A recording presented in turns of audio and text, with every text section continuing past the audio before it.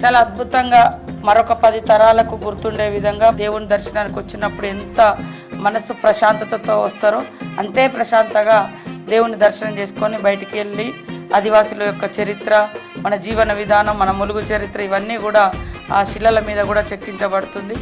గుడిని పెద్దగా చేయడము, తర్వాత ద్వారాలు కూడా మన యొక్క చరిత్రను చూపించే విధంగా ఉండడం, ఇట్లా చేస్తూ ఉన్నాం. రోడ్లు వెడల్పు చేస్తూ ఉన్నాం. గుడి చుట్టూ కూడా అంటే అక్కడికి వస్తే కేవలం సమ్మక్క దర్శనమే కాకుండా అణువున అక్కడ ఒక అద్భుతంగా ఉండాలి అనే కోరికతో స్టార్ట్ చేసినాం.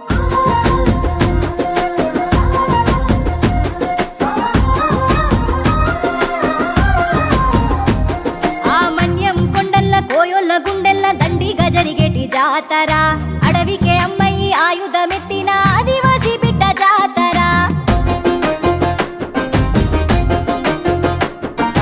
మాటంటే తప్పని మేటి కోయదోర మేడరాజు బిడ్డ జాతర. ముక్కంగా వరమిచ్చే సక్కాని తల్లులు సమ్మక్క సారక్క జాతర. పుట్ట మీద పురుల మధ్య పుట్టిన ఆది శక్తి రూపు జాతర. ఎదిరించి పోరాడి యుద్ధమై సాగిన పోరు బిడ్డల జాతర. సైన్యాన్ని తరిమిన పౌరుష